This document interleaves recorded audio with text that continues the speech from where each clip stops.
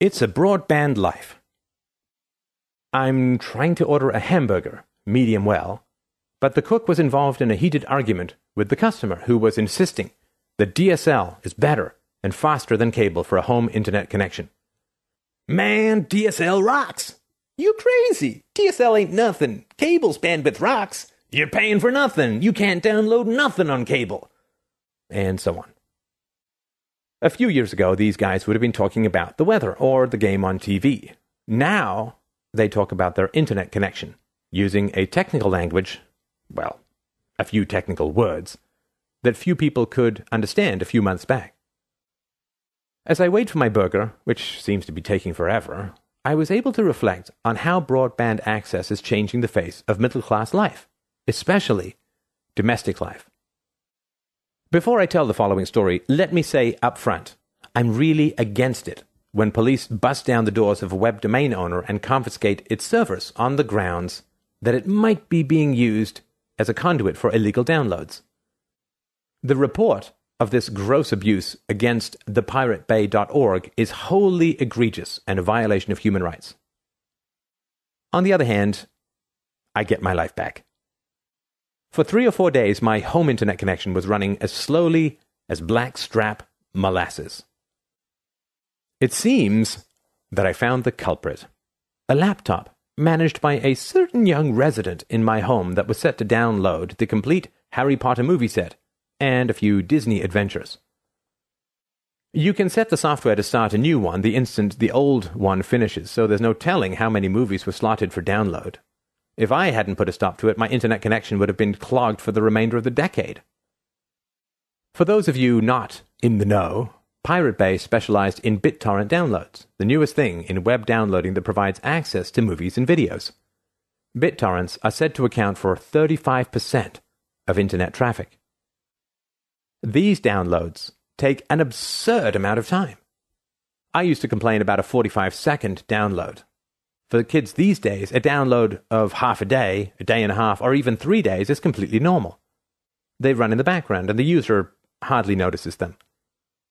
But everyone else does notice an extreme bandwidth shortage.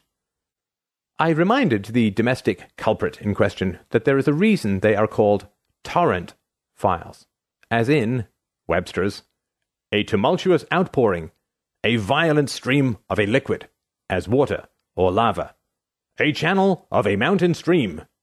It crushes all before it. I could see the future, and it looked very much like the dial-up days. Remember when we used to fight over who got to use the single phone line?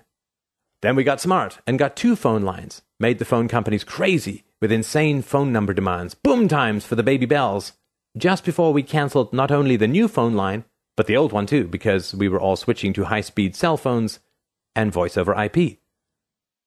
With BitTorrent, I would again be stuck yelling upstairs, "Hey, can you pause your week-long torrent download so I can check my email?" So now there are strict household rules on BitTorrent. They can only be done between the hours of 11 p.m. and 5 a.m., or at times when no one else is home. If there is any more clogging the connection going on, 2 warnings will be delivered. On the 3rd time, there will be no more. Period. Now that's strict. Of course, all this could change in a matter of months, given the increased demand for bandwidth. It doesn't matter how many people are arrested in Sweden, Germany, or the US, or how many domains are taken offline. There will always be another source and another user willing to take the risk. The saga of BitTorrent use and abuse is nicely chronicled at Wikipedia, which is another venue that was disparaged as ridiculous when it came out, but has since become essential to modern life. Can you imagine the Oxford English Dictionary trying to keep up with our vocabularies, which add new words by the day and hour? After these endless battles over broadband downloads, it is great to see at least one company getting smart. Warner Brothers has decided that if you can't beat them, join them. It will be offering legal torrents of Star Wars, Revelations, and others are on the way. We can see the future here. Just as illegal downloads of music paved the way for the spectacularly successful iTunes revolution, sites like Pirate Bay will deserve credit for alerting mainstream movie producers to a new and licit way to make a profit. With Netflix and other providers adding to their stock daily, it will only be a few years before most movies are delivered on demand. Isn't it interesting how the criminal class is increasingly shining the light on the direction that praiseworthy web entrepreneurship will take in the future? This alone shows that there is something very wrong with copyright law that would lead so many innocents to be snared while doing something that otherwise seems not the slightest bit wrong.